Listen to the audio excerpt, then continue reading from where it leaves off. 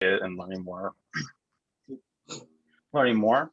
A little bit about myself. My name is Mukaddes. I was born and raised in the New York area, first in New York and then New Jersey. Went to school at American, and I've been involved in the Turkish American community by working with the Turkish Coalition of America and now with TAP. Right now, I work in management consulting, so that's pretty cool. And I speak a bit of Turkish. I wasn't really taught when I was younger, but as the years went on during my teenage years, and even now, I'm still learning and becoming more conversational in Turkish. But enough about me, just a little preview into TAP and what we are, if you don't know. TAP's mission is mainly focused on building a stronger network of professionals among the Turkish American community, and we really try to strive to connect Turkish Americans as well as Turkish nationals with professional ties to the U.S. as well as American professionals with ties to Turkey and connecting with one another. And we try to take a three-pronged approach into accomplishing this. One of them is the vocational, which is connecting Turkish Americans with one another in our respective fields, and our educational field, which is highlighting more academic events, which this event is focusing on both the educational and the vocational part. We also have a social prong, which is having networking and social events so that we're able to get to know one another, and look out for those types of events in the coming future, as we're having an in-person one next month, hopefully, inshallah, in person. And without further ado, I want to start asking questions in regard to how to best utilize Turkish in your career and how you can grow it. So Mukaddes, if you could, it would be best if you could tell me a little bit more about yourself and what made you decide that you wanted to teach Turkish in the capacity that you do now. Murat, thank you so much for having me, first of all. And it's a pleasure to finally meet you guys and also be a part of this discussion. My name is Mukaddes Sahin. I go by the name Muki as my nickname. I am a linguist, a translator, interpreter, an entrepreneur, a content creator. So I decided to teach Turkish actually very early on in my career. I was born and raised in Istanbul. I'm Turkish, and I loved languages in general. I just loved learning. I loved people, and it was just basically no-brainer for me to go into this field of education. And I studied Turkish language and literature in college, and then later when I came to the United States to pursue further education, I just fell in love with this notion of connecting through languages. And obviously English is my second language, and I've been told that I just have this natural aptitude for languages. And when I was getting my master's degree, I was assigned a teaching assistantship duty, and I was teaching Turkish classes at the university where I was getting my master's at. So through this education and training, I just fell in love with this art of teaching and basically enabling people to learn new skills, and then later seeing them applied in their career and just basically take off from there. And later, one thing led to the other. I kept teaching at different universities in the United States, and my journey led me to the Washington, D.C. area, where I got a degree in teaching English as a foreign language at Georgetown University. And then I worked at the State Department, at the IMF, at certain international organizations. And then I just decided that I love this area, this field of study so much that I just took on extra work, freelance work, which then became my company, Karaman Language Solutions, which is a boutique language solutions company where we provide Turkish language classes, translation and interpreting services to individuals, companies, and government organizations. That's great to hear, and we're going to talk a little bit more later on about your work, and that's excellent to hear. So I guess my second question is, in what way does learning a second language may benefit a person within their career, even if they may not be utilizing it in their day-to-day operations at work? Yeah, look, I mean, the thing is, learning a language is just like having high level of proficiency, or any proficiency at all, is a skill. I mean, it's almost like being a beginner level coder versus being a proficient coder. Like, if you have a skill, even if it's just as simple as making an omelet, it's going to serve you well in your life. That's how I look at it. And I'm not like suggesting that everybody go down the path of like taking Turkish to the moon. I mean, it may not be readily available to everybody. People have jobs, careers, lives to lead, and I understand the constraints of a person's time and budget. But at the same time, if you look at Turkish as a language skill, as a foreign language skill, there's so many benefits. I mean, the easiest ones to think of might be, of course, like the cognitive benefits. Oh, it can help, you not get dementia in the later years of your life, or these are the basic things that you can think of. But if you are going to take your Turkish skills, even if they are as novice as merhaba nasılsın, you have to think of how you can use this tool that you have in your toolbox. I mean, in this day and age, we're entering a new era. Like, everybody's talking about the post pandemic world. I mean, the world is now becoming redefined in so many ways. New areas are emerging, new needs are emerging, and some industries are dying, because they have run their course. So you have to think, even if you're an engineer, even if you're a lawyer, you may be able to use your Turkish skills in one way or another.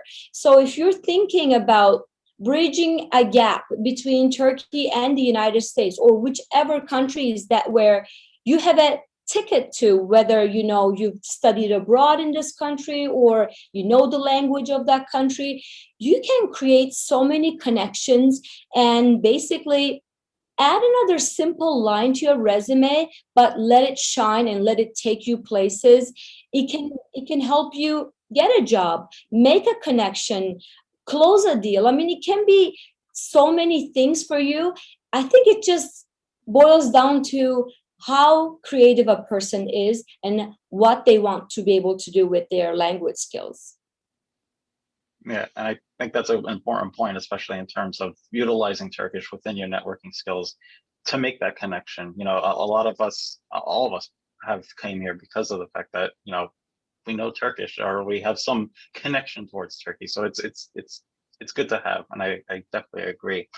So what, for people that may not know Turkish that much, what advice would you give to people that want to pick up a second language, mainly, especially for those that want to learn Turkish? What advice might you give them?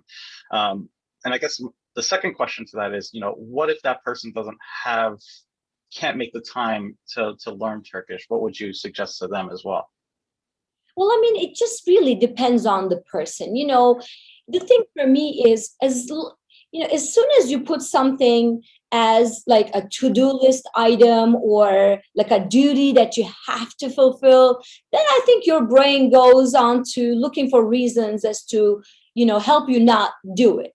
So if you don't have any Turkish skills, yet you think it would be nice for you to have them for whichever reason it is, you have to think about your daily life and how you can incorporate that language. And also, when we talk about the Turkish language, let's not separate it from the culture in which it's spoken. So if you have some downtime to just sit down and watch a Netflix, show, you might want to do it in the Turkish, with Turkish subtitles, or watch a Turkish movie. Or if you're taking a shower in the morning, or you're driving your car to work, just listen to some Turkish music.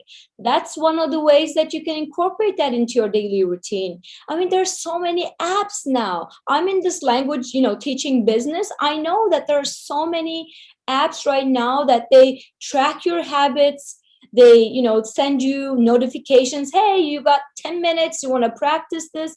As long as you're using a smartphone, as long as you're watching something on TV, you're listening to music, you can definitely make a portion of it about Turkish, about the Turkish culture, and that you can just let that take you places. And also, if you've got some hobbies, let's just say that you like to cook, you might want to watch some, YouTube videos on how to make certain dishes, some Turkish dishes. If you're a social person, then you can join some clubs or places where you may meet some Turkish people. You don't necessarily have to have a proficiency level where you're able to carry out a conversation in Turkish. You might just start by interacting with Turkish people. Have them teach you a few things. So how do you say this? How do you say, oh, when I sneeze, how do you say bless you? Things, simple things like this is just going to add up over time. And all of a sudden you may find yourself, helping somebody out, or just maybe cracking a joke, and just that way enriching your life through Turkish. And those are excellent points. I mean, I've utilized it in, just watching Osman with my dad or listening to Turkish music when I'm doing work. It's definitely helpful in gaining that perspective. So those are great points. Thank you. And I guess, moving forward from learning Turkish, let's say somebody wants to truly utilize it within their careers rather than, using it only in their day-to-day, what career paths may a person take that could be taken when learning Turkish or utilizing Turkish rather? Well, Murat, the thing is, let me think of this. There was this poem that I really liked. I think every American knows, but it was new to me. What is it that you want to do with your one wild and precious life? I mean, that's the question for me. Like, there are traditional paths that a person can take with their language skills. Of course, the most common ones would be like, you can be someone like me. You can teach a foreign language. You can be a translator, an interpreter, a subtitler, proofreader, voiceover artist. These are the most traditional paths that you can take with your high level of language skills, of course. But then what are some other ways? I mean, if you look at it, if you want to do anything within the US government, particularly, because I have experience in this and I can talk for days about this. If you're in the foreign service, if you're in the military, if you're in any of the government agencies that deal with international affairs, I mean, including the Department of Agriculture, you would be surprised to see what areas that the governments are in, and you can always find employment. I mean, like for me, as someone like me, I studied Turkish language and literature in college. Like, I mean, it's not something that graduates you with this like ready title that you can go out into the world and you become this, right? It's not, you don't become a lawyer, you don't become a doctor, like you don't have a name. What do you have a degree in? Like, and we called it Turkology. What is that, right? So like, if I were able to build a career, like, and I just like love my life every day, I love my clients, my students, everything about it. I mean, anybody can do it. If I could do it, anybody could do it. It is just really deciding what you want to do and how you want to use this tool that you have in your toolbox. You can go into the government route, like I said, the foreign service, the military, the intelligence agencies, or any of the government agencies. Or you can curate, you can create your own consultant work. If you are working at a company, like let's say that you're in, finance areas, you can go become a consultant and you can actually bring business into, if let's say it's a startup, you can always, bring some ideas, bring some connections, because what that company has is you, but you're an asset to them because you have a ticket to a culture, to a country that you can operate in, you're proficient in, and that really is their connection into that culture. And let's just give credit to Turkey and the Turkish nation, because they're they're very in tune with what's going on in the world, especially the younger generation.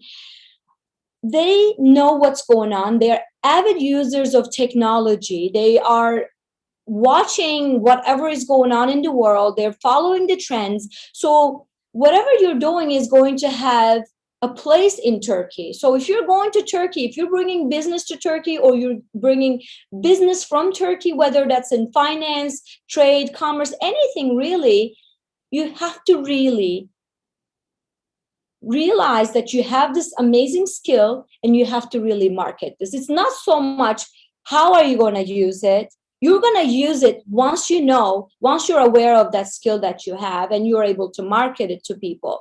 And the third area that I can talk about is actually going to require more creativity. So if you're inclined to be more creative, more entrepreneurial, I would say, even if you don't have any language skills, go to Turkey or hang out with Turkish people, because just like cars, just like people, nations have blind spots. So I was watching an episode of Shark Tank. I mean, you guys know this program where entrepreneurs go on and pitch their ideas to investors, and they hope to get investment from these amazing minds and investors. And this guy was talking about how his parents were from Nepal, and he took a trip to Nepal, and then he saw that people were eating these snacks made of yak milk, and he brought it as a protein snack, and he just got a huge deal on Shark Tank.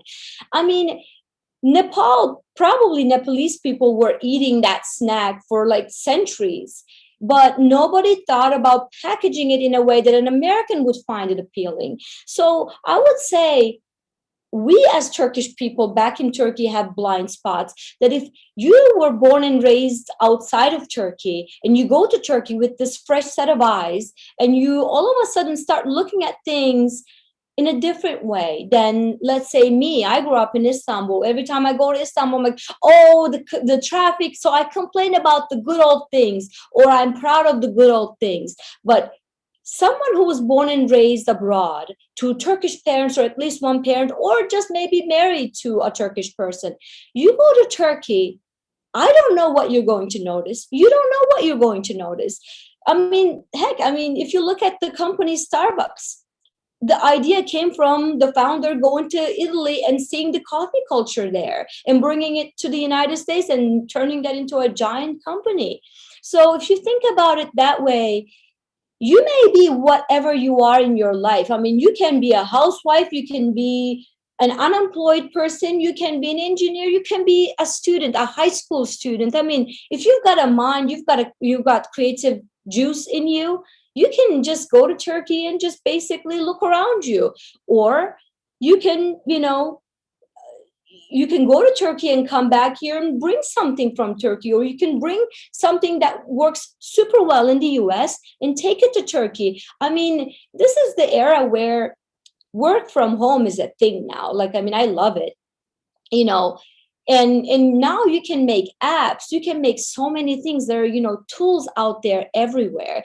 I mean, I love the fact that education is becoming more democratized now, that, you can take a class on your own time from your bedroom, and nobody needs to know that you're in school and you're in training. Your boss doesn't need to know that, because letting your boss know that you're in training for this particular thing is almost like asking your boss what you should have for dinner. I mean, you should just do whatever you want with your life, basically. And you might want to develop an app, because I was recently in Turkey, and I was just amazed by how fast the companies, I mean, it's not so much the government per se, it's the private companies that have the agility to adapt to the new needs and emerging markets. And they had this company, it's almost like the Amazon of Turkey. You can place any order anytime, they deliver it to you fast with their with their delivery people on their motorbikes, and they go through the traffic so fast. It's just amazing. And you cannot wait for the government to provide you a solution. What they're trying to do is control the pandemic, make sure everyone's staying at home, the stores are closed, there's less traffic on the street, but then people have needs. How are you going to meet these needs? I think that the responsibility falls on the shoulders of individuals such as you and me to sort of fill the need, fill the gap, because distance education is a need. Let's say that you're interested in Turkey and you want to improve your Turkish skills. Well, guess what? People are going to need to, learn or continue their training from home. And what if you turn that into a language exchange? There's so many companies, apps where you can just go become a freelancer. I mean, as long as you're willing to become that bridge between these two nations, or walk that bridge that's been built by other people, you're always going to find some interesting ways to either go into a field or create the field yourself using your Turkish skills. Those are all excellent points and a lot of career paths that you could take. And I guess I wanted to learn more about your career paths. More specifically, what do you think has been the most interesting work that you have taken on during your career, may it be at the State Department or Karaman Solutions or elsewhere? I mean, I would say that if someone told my high school self, hey, you're gonna one day have a really interesting life and travel the world and do all kinds of cool things and have so many friends from all over the world, I would be amazed and just give that person a huge hug, because I really didn't think that, that like my life would be so interesting, and especially in college. Here's the thing, Murat. When I was in college, the first day, the first class, the professor walked in, and this was back in Ankara, in Turkey, and he's literally taking inventory of who's disappointed, who is excited to be here. And this was so disappointing for me to see that, when the professor asked who wanted to go study law and ended up here, the hands were up. I'm like, seriously? And who wanted to go to, international relations, but ended up here? So many hands up in the air. I'm like, seriously? I loved being there. I loved holding that seat there because I really was curious about linguistics, languages, cultures, and whatnot. So to this day, if somebody were to ask me if you were given the opportunity to be in a field other than what you're in now, I would be like, no, thank you. The thing is, like back in graduate school, and this happened in the US, this amazing professor at the University of Wisconsin-Madison, where I went to graduate school, she said, hey, look, you're in your second year of graduate school. Are you thinking about your PhD studies? And what are you going to do? Like, are you going to go into second language acquisition, linguistics? What are you going to do?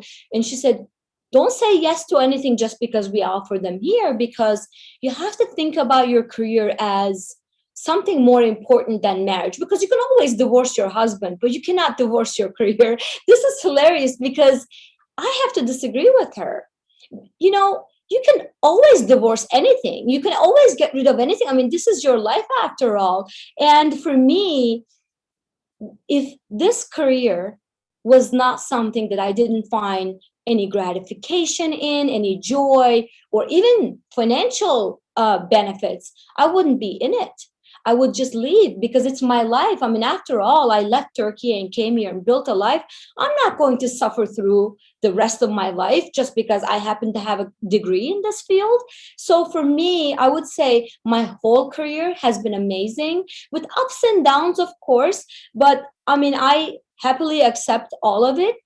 And when I was teaching, so my career is basically divided into three parts so far. The first part is when I was a teaching assistant, then a lecturer at different universities in the US. And later I worked at the government at different roles, whether that's teaching Turkish to the foreign service officers going to the posts, the embassy, the consulates in Turkey and Northern Cyprus. And I also worked at the US military, trained some officers going to Turkey or having to work with Turkish officials, and also some other international organizations such as the World Bank, the IMF. So, and then the latter part, which is the current part where I am right now in my career, is where I basically curate my own experiences. I teach Turkish. I have online classes because I now call myself a content creator because I love teaching Turkish so much that I just created this YouTube channel where I started uploading my homemade videos of teaching Turkish. It's called Learn Turkish with Muki. I have online courses on my website. I translate, I help agencies as a consultant because there's a lot of work. Software companies are selling software solutions to Turkish companies where I get to be a part of those discussions. And I also help the US government agencies as a contractor, either prime contractor or a subcontractor. But one interesting thing that comes to my mind is actually, this is quite unique because it actually taught me something about how languages or cultures cannot be boiled down to languages, or languages are not just simple things. Like sometimes people say, oh, Muki, aren't you afraid that now with the recent developments in apps and, instant translation tools, aren't you going to be out of work? I'm like, no. That's more exciting because, heck, think about Uber. Like that made the cab industry obsolete, basically. I want advancement, but I want to be a part of it. I want to be at the forefront of it. I want to see technological advancements, changing my industry so that we're not some ancient thing that's basically not nobody needs or uses anymore. So this is where the human aspect is so important. That's why I encourage anybody to, if they have existing Turkish skills, to go ahead and, let that skill shine, because this is where an app cannot solve this issue. And here's the thing. So this is the time about 7 years ago. I worked as a contractor, a consultant for this program where there was this US agency hosting an Afghani group, a group from Afghanistan in Turkey. And they were going to provide aid to this Afghani group, this electric utility company, where they were going to change their infrastructure, improve the way they, do business and prevent any issues that they had. And the reason why this US agency wanted to train this group in Turkey is because it would be easier for them to come to Turkey, but also to have the Afghani group interact with their Turkish counterparts and learn from them, or just have that, contact network going forward. So here I am. I have the Afghani group, the Turkish group, and the American group, and I am supposed to be the person who interprets, translates, and just basically makes things happen. And one thing that happened was so interesting. We're at the Turkish National Electric Utility Company, which I think is now privatized. So they gave this amazing technical presentation as to how they received funding, how they utilized the funding. This was many years ago, apparently, for Turkey. And they were basically talking about like the best practices in terms of how to utilize this funding and how they can move the company forward. So the whole thing happened. The recipients were quietly listening, taking notes. And there comes the Q&A. Nobody's asking any questions. And then we go into lunch. And then, of course, this is where the magic happened, because then people were able to let loose and just like have natural, conversation. And, people didn't have to worry about whether they were proficient in Turkish or English or anything. So people were having a good time eating Turkish food. And then the CEO of the company asked me to ask the Turkish company president, how do you prevent electricity theft? Because this is actually one area, no matter You can have the best technology, you can have the best systems for reading the meters, but people are stealing power. How do you guys deal with this? And this was actually their pain point, not how to install the hardware, the software. How do you deal with the people? How do you have them understand? Because the thing is, while the process of tampering with those devices, stealing electric, actually people were dying during this process. And people, the companies, the governments were trying to prevent people from dying in the process of tampering and stealing electricity. So the Turkish party said, here's what you need to do. You identify the areas where this is a persistent issue. You go to the mosque, you find the imam, and you tell the imam that it is haram to use stolen electricity. That if you use stolen electricity and if you light your house with that stolen, basically haram electricity, your children are not going to turn out good. That your house is not going to have abundance. You're going to lack good fortune in your life because you're using something knowingly that is haram.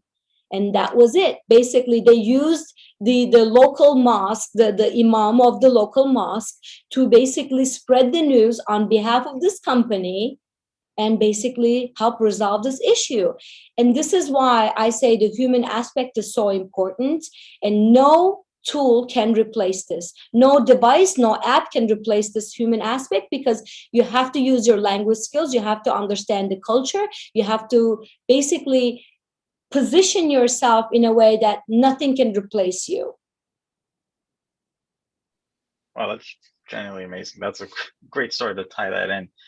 I guess for now, I don't want to keep asking questions, so I want to allow other people to ask any questions that they may have for Muki. Again, thank you so much, Muki, for answering my questions. So if anybody has a question, just speak up and we'll go from there.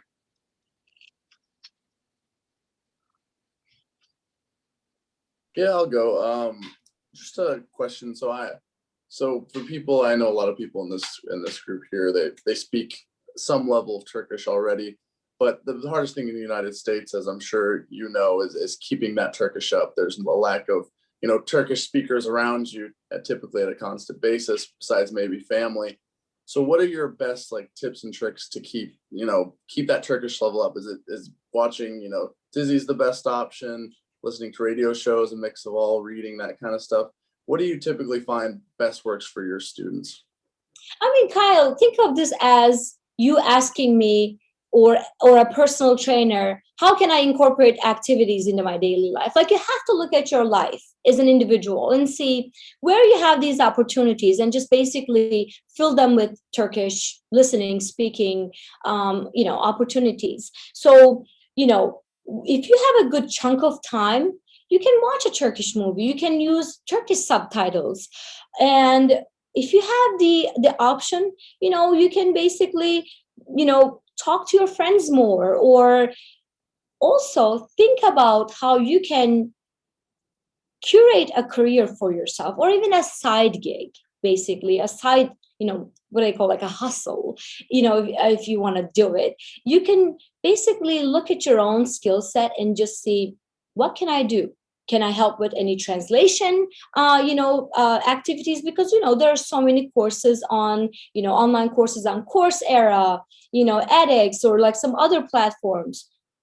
Can I help with translation? Or if there's any translation from Turkish to English, you can maybe help proofread it in English. So as long as you're willing to do that, you can definitely find a way to work. Or if you don't want to sit down and just do work, while you're working out, you can listen to some Turkish rap. At the very least, when I was in Turkey recently, I have younger nieces and nephews, and obviously they are very much in tune with what's trending in Turkey. And they were making me listen to these really trendy hip hop songs. I'm these are some good tunes, So, just discovering and basically rediscovering yourself, because you have to believe me when I say this. I grew up monolingual as a Turkish person. So some of my best friends, some of my most fun experiences in life have been done in my second language, which is English.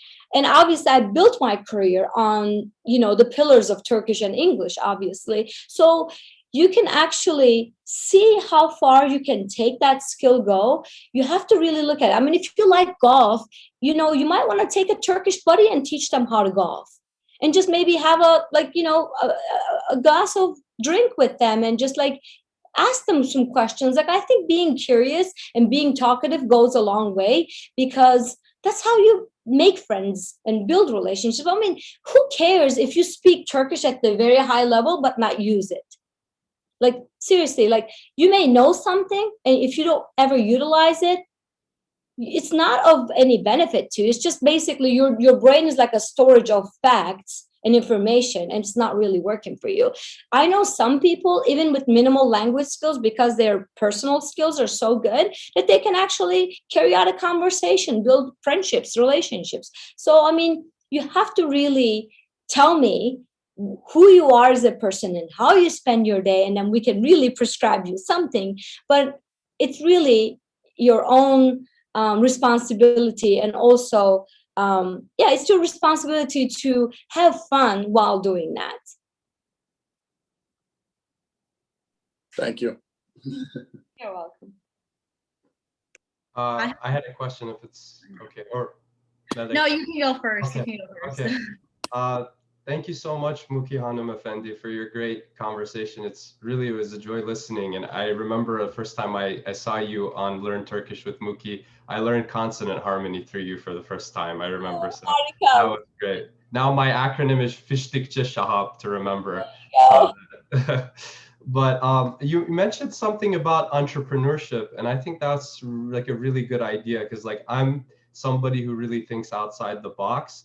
And I'm always trying to do something that like my uncle even jokes to me that you're like Marco Polo. So you should find something that suits you in the field of languages. And also maybe even if you want to start your own business, thankfully I have a family that's willing to like support me and all that. But like one of the countries on my mind is really Turkey. But I'm like thinking, so let's say I have this great idea and I want to get that running. Who do you like contact, or who do you get? Because there's so many different, like, let's say chambers of commerce, or there's so many organizations, both in the US and in Turkey. And for example, I, as someone who speaks Persian mostly at home, I'm always nervous. Like, will I say something? I don't want to offend somebody. I don't want to call the wrong person. Can I trust this person, etc. So like, if you have that entrepreneurial spirit, kind of, I guess, who are the right people to get in touch with, so to speak? No, that's a great question. And actually, this is something that I'm personally passionate about. I mean, like, I was just talking to, Murat, and I was telling Kyle about it. If you want to create that side hustle or a freelance thing, I mean, you don't necessarily need a permission. And if you need one, I'll give you the permission. Go ahead and do it. But how do you do it, right? That's your question. Of course, you have to be prudent about it. You have to be careful about it. And you wouldn't want to go blindly into things. Of course, you have to diligently test the waters and not put all of your life savings into something, or quit your job and just like pursue something. So how do you get in touch, like as you asked?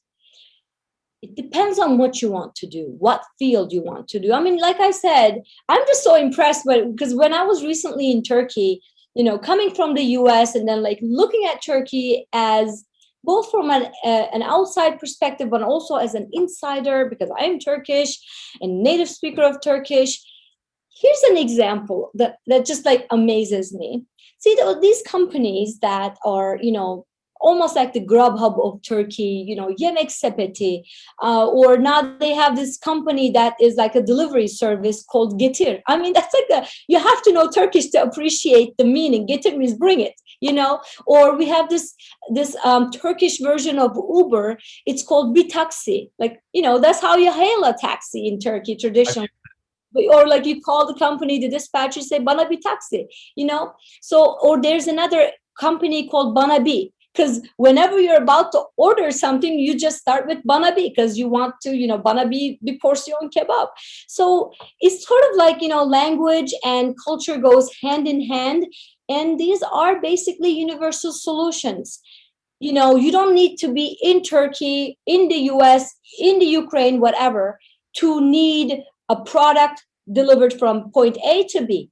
So if you're that kind of a person who has a universal solution, but if you want to localize it for a Turkish market, a Persian market, a US market, then you really have to research that. I mean, I'm a big proponent of asking Google these simple questions. I mean, you don't have to, not you, just in general, one doesn't need to have like this big mind-blowing question or, a problem to solve. Basically, think of a solution. You probably have a personal solution to a problem that you've noticed, a void that you saw in the market. And you have to go look at it. I mean, I'm in the education field. I could certainly go down the traditional path, which I have in the past, or go get a job at a local private school or a university or, the government agency. These are the traditional things which helped me build a solid foundation. Nevertheless, I wanted to build on it because I couldn't help it. I couldn't keep a job. Like, how in the US kids have like lemonade stands. If I had a kid, I would have the kid have an iron stand. Like I would definitely have my own child do the same thing. And I do the same thing for myself because it's just so much fun. Using your own brain power, your intelligence, and turning that into like physical money and connections is just so amazing. So if you have an idea, you have to search like the companies that do that in Turkey. Trace these people, find them on LinkedIn. The chances are if they're doing something that's kind of like Silicon Valley-esque, go find them. They're probably all over the internet. Go seek them. If you can, go to the conferences or like these, meetings where you can find them. I would just say, and this is something that I always try to do myself because, you may think I'm a very social person, an extrovert, but I can also be a very introverted and shy person. I mean, I force myself to go to these events because you don't know who you're going to meet and what interesting ideas are going to transpire from any conversation. I would just say, put yourself out into the world. Right now, maybe virtually, go make those connections, but whenever you're able to, go meet with them in person. Tell them about what you want to do. And I wouldn't wait until you have the perfection. Right. You have to seriously, if I were to wait until a university provided a certificate in Turkish English pair translation, because there is French, there's German, there's Arabic, but not one certificate program that offers Turkish English pair. I'm like, you know what? Maybe I'll create it. Like you don't have to wait, or you shouldn't wait until your idea has reached perfection because it's never going to go there. You have to start. Thank you. And best of luck. Thank you. Let us know what you do, by the way. What do you want to do? Sure. I'm thinking of doing something in international trade, because one of the big things is like when I was in Turkey about a year or two ago, there was like, I even met like one or two refugees who are from Iran. And they're like obviously begging to come to the United States, and they're like, "Oh my goodness, you're a U.S. citizen. What are you doing here? Like, what's your plan, et cetera, et cetera." And he's like, "Oh, if I could start a travel agency between the U.S. and Turkey, if I could start X, Y, and Z between U.S. and Turkey, if only Iran was not in a business-wise in a difficult position with X, Y, and Z." So that was when it came to me that maybe doing a sort of import-export type business might be beneficial. If you have the energy, the interest in doing that, yeah, maybe 2 years down the line after starting the company, you're going to sell it and move on to something else. Like, I mean, I never see any of the things that I embark on as my end all be all. I may change my mind and I may add something to it. I may drop something from it. Like, this is my life. This is your life. If you have it in you and you wake up thinking about it, you go to bed thinking about it, just go do it, even on a small scale, or go attach yourself to a company. You don't know what you're going to end up learning there. at an all-time high, or the need for mobility. People want to go for education, they want to relocate, they want a better life, or whatever reason. There's a need for real estate agents who speak Turkish and English, because people, and also attorneys who are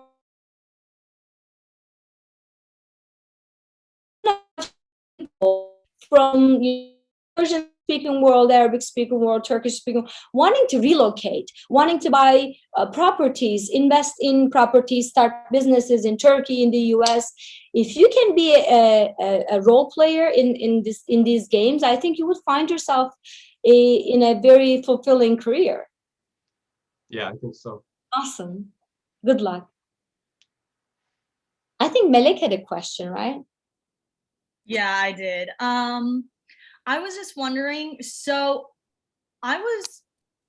from what you were saying to Kyle, do you think that having an accent in Turkish can affect your credibility when it comes to speaking? Because in my experience, I've seen that sometimes when I speak to people, although I fully understand Turkish and I can speak it, I do have a heavy accent, and I feel like people they'll start trying to speak English to me to they think I don't understand. I'll be like, no, you can say it in Turkish.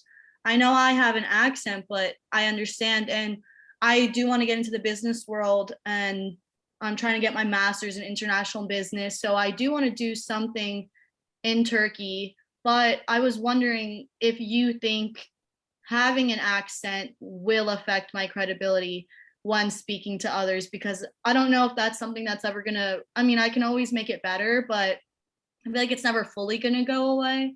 So I was just wondering your thoughts on that. If anything could be done about accents, I would do something about my English. So you're out of luck with that one, unless you have this amazing aptitude. I don't know. If you do, please let me know if you have any good tips so I can get rid of my accent over my English. But who cares if you have an accent? Perfection sometimes leads to paralysis. While you're waiting for your Turkish to reach that perfection where you are speaking, like a native speaker, which you're a heritage speaker, I would say, because, you didn't grow up in Turkey speaking Turkish. But the thing is, Melek, you have to go about your life. This is what I tell myself. This is what I tell my students who are suffering from that sense of perfection. You have to go out and put yourself into the world. I have a certificate from Georgetown saying that I can teach English. I wouldn't do that because I love teaching Turkish, first of all. But the other thing is, it's different. It's one thing to speak like a native. You can pass as a native speaker. But even the tests, let's say that you're going to go into a field where your proficiency is going to be tested, that you have to demonstrate that with an official, tool or something. They're not going to look at your accent. As long as you can be comprehensible, as long as you can get your message across, you can perform duties in different domains, whether speaking in a formal tone or an informal tone, changing registers. If you're able to do all of those things, you're good to go. I'm never going to wait until the day I speak English like a US-born American. I don't need to. This is basically, like the cliche thing that you might see on social media is having an accent in a language is a sign of bravery, because that means you have another language that you speak. That basically is something that, first of all, you should own and be proud of if you are not already. And the other thing is, you're always going to have people judging your language skills. Let's say that you're going to give a presentation. Let's say that you want to go into business and you're going to give a presentation. Let's say you are going to work at an international company and you're going to go to Turkey on that trip, and you're going to speak with your colleagues, and they're going to be, let's say that they're going to judge you. Let's just assume. Somebody told me this, actually a former student from the Foreign Service Institute. She said one day when I was doubting myself about something, she said, Muki, even God doesn't have 100% following. Nobody is likable at all times by everyone. Everybody has a right to judge you. You can judge me, I can judge you. But You're still going to do what you want to do. I'm still going to do what I want to do. So let's just put that aside. And going forward for you, don't work on reducing your accent. I would say work on expanding your understanding, because you didn't grow up in Turkey, right? So expand on your understanding of Turkey. And how. Watch more Turkish movies, shows, listen to podcasts, read a book if you want, or listen to a book if you don't have time to sit down and read it, or hang out with more Turkish people, ask more questions. And that way, you'll have a better understanding of the culture. Like, like that, my example, the one that I just gave about the electricity theft, right? You cannot think of that idea if you grew up in the Western world, like that you have to go to the mosque to find the imam and ask them to, educate the people or tell them certain stories. You cannot, your mind isn't wired that way, right? Culturally.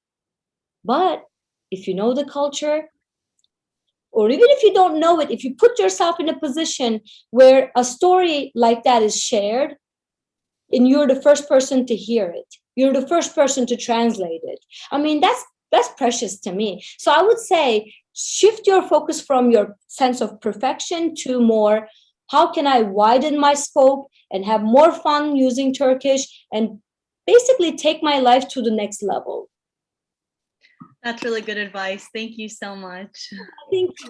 Yeah, one thing, I know, I just wanted to add to that, Muki, and if you correct me if I'm, interject, definitely. But like Malek, I think especially I've noticed in the past few years, especially the influx of refugees into Turkey, that they are, but not only that, but like just there's been so much more globalization and like the influx of individuals in the greater Islamic world coming to Turkey. From Northwest Africa all the way to Afghanistan, that accent, speaking Turkish with an accent is not made as fun of anymore, I should say. I mean, and I think they're much more lenient about that, and there's just a lot more I don't know, just people in the business world now it's just kind of it's okay. People are used to it here in the U.S. that people have accents when speaking English, but I think now in Turkey it's becoming much more commonplace, and I don't think that's an issue. Yes, absolutely. I mean, no one cares really, and if they do, they don't matter really. Seriously, if they care about something about you that is not impacting the way the world works, I mean, seriously, it's on them, not you. And the other thing is, if you have some time, you guys, go on and look at either the United Nations, pages for careers, or when they are seeking consultant work. Literally, go and read the job descriptions. The needs are endless because human needs are endless. If you think about it, now, especially with the refugees coming in and settling in Turkey, or people from Africa or the Middle East coming to Turkey to study at our universities in Turkey, they have their unique needs because they are refugees and immigrants. I mean, if you are in this field doing one thing, just go and look at all the consultant work that they are seeking. And you'll find something. You say, oh, I can help with this. I mean, I was actually taking an Uber ride to DC a couple years ago. The driver was actually the founder of a nonprofit organization that helps at-risk youth find after-school activities. Particularly, he was providing them with like basketball balls and places where they could go play basketball, coaches and whatnot. And we started talking, and then he asked me if I could connect him to some people that were involved in like youth activities, extracurricular activities. I mean, who would think that somebody would dedicate their life to at-risk youth and their after-school activities? Let's say that you played tennis in high school, basketball in high school, and you're pretty good at it. I mean, even that can be an asset, and you find yourself maybe in a startup, in a nonprofit organization, or you're starting your own. Who knows? Because there's a need for every kind of service out there. And if you're willing to do the work, there's work. Any other question?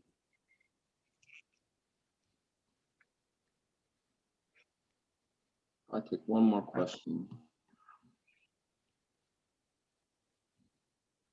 Well, one last question. I know we're a little bit over time, Muki, but I just wanted to kind of, you kind of mentioned a little bit, but you were kind of talking about the kind of Turkish speaking world, just kind of on a macro level, like where would you put like Turkish and the Turkish sphere of influence, like how, what regions may that be? I mean, we kind of mentioned a little bit, but like what regions could that be a springboard for? Where does kind of Turkish reach as a language, as a culture, as a country, might help you that might not necessarily be not known for everyone? I mean, if you think about it as like a ripple, you might start with the core, of course, Turkey, Azerbaijan, Northern Cyprus, and then you have to think about the diaspora that we have, abroad. We have a large population. In fact, the largest Turkish-speaking group outside of Turkey is in Germany. So you have to think about them, their unique needs. And then we have people across the globe, basically, but they're sort of concentrated in Europe, North America, and maybe Australia, New Zealand. So if you think about them and their needs, you can widen that scope to that. Of course, you have to think about the foreign mission, the foreign service of Turkey, foreign ministry, and their mission over there. And also, Turkey is a part of NATO. And we have, NATO bases in Turkey, and there is also that.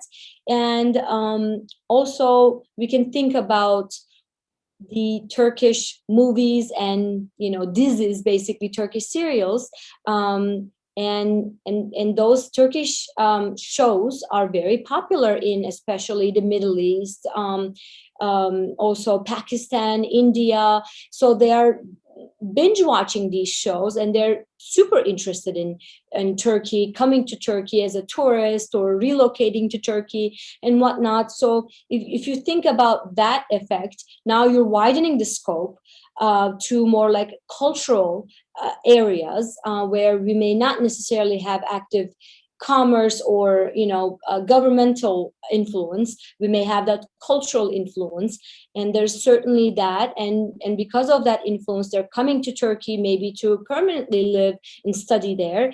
So there is that. And other than that, I just would also include our near and dear honorary Turkish people who are basically married to Turkish people, dating Turkish people, born to at least one Turkish parent, or hosted a Turkish person in their house and fell in love with Turkey, or studied abroad in Turkey. I mean, we have these amazing people who not only keep up with their Turkish language skills, they volunteer in Turkish communities, and they go, constantly visit to Turkey, and they're advocates of Turkey and their Turkish community. So I think they are also an asset to tap into or to include in this Turkish speaking community. Thank you so much, Muki.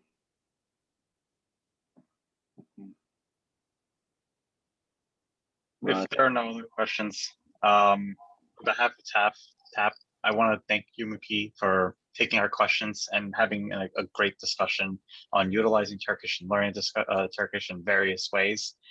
Cenk, I don't know if you have any last words for the event? No, I just wanted to say again, thank you, Muki. I think this was very informational, and I just, as always, I love your energy, and what makes me want to go and like watch a Disney now. Çekirdek with you. Yeah, no, that's what I'm missing some çekirdek, or çiğdem, as we say in Izmir. But and I think one thing I just love that Muki said is like, you when answering Kyle's question is that like, what are your interests, right? And like knowing what you like and just like doing it in Turkish. And so basically, so and that's the best way. I think I love that kind of concept. Like, okay, what do I enjoy? But now, and how can I just do that in Turkish now and just kind of improve upon in that respect. But again, Muki, thank you again. I don't know if you wanted to say anything, but I mean, I'm just so happy again. I'm honored to with TAP, we're honored to have hosted you. And I had a few questions about the recording. We will have the full recording with the Q&A, and we'll be sure to. And I completely forgot to kind of link at least your the YouTube channel too. So we'll be sure to make sure to put YouTube channel and Muki's website when we send out the recording with everything. So thank you again, Muki. Thank you. One thing to add actually to that comment that you made about my response to Kyle's question. In addition to that being a practical solution, it is actually a language learning method. It's one of the most effective ways to learn a language. In fact, in addition to being from the same language family, German speakers do learn English in a much more effective way because their educators have long discovered a long time ago that teaching subjects in a foreign language is actually one of the most effective ways to learn a language or teach a language. So because, like one of the things that you don't realize how fast the time flies by when you're having fun, right? Or when you're busy doing something, you're like, oh my gosh, I didn't even eat dinner because I was so busy doing this or having fun. Or let's say that maybe you don't want to work out for 15 minutes because it's too much work, but you can binge watch 3 episodes of your favorite show for 3 hours or more. So the thing is, if you make it fun, or if you don't realize you're doing something while you're doing it, that's the best way to acquire a language, because a language can be learned or acquired. So you want the best of both worlds, where you're basically externally, you're taking all this implicitly provided language through your fun things, whether that's sports or shows or cooking or whatever. But also you need some structure. Like, of course, you want to sound intelligible when you speak. So you do want to study some vocabulary, grammar, appropriate, phrases and whatnot. So that's more maybe, organized, explicit studying. But definitely, if you're learning Turkish or you're embarking on this journey as a hobby, as a side interest, I would just say, make it easy for you to incorporate it into your daily routine. And that easiest way is just basically, the shows, the movies, the music that you can, imbibe the culture and language through. Thank you so much. Thank you. And so yeah, we do have a date for our physical event. Hopefully, we're trying to have one for New York and DC at the same time. So it'll be the Friday after 4th of July, which was, what did we say, July 9th. So everyone try to save that date. So if especially for the people in the New York or DC area, we're gonna at least try to have a happy hour on July 9th once finally things are fully open. Again, Muki, thank you so much for a great topic, great discussion, very engaging. And Rod, I'll let you close it down. Thanks So much. Yes. Again, thank you so much, and thank you to everyone else that has joined us tonight. We really appreciate you coming along and building that connections with one another. And I hope that you enjoy the night, the rest of your evenings. Thank you so much. Thanks, guys. Have a good night. Thank you. Have a good night. Yeah. İyi geceler. İyi geceler. Güzel.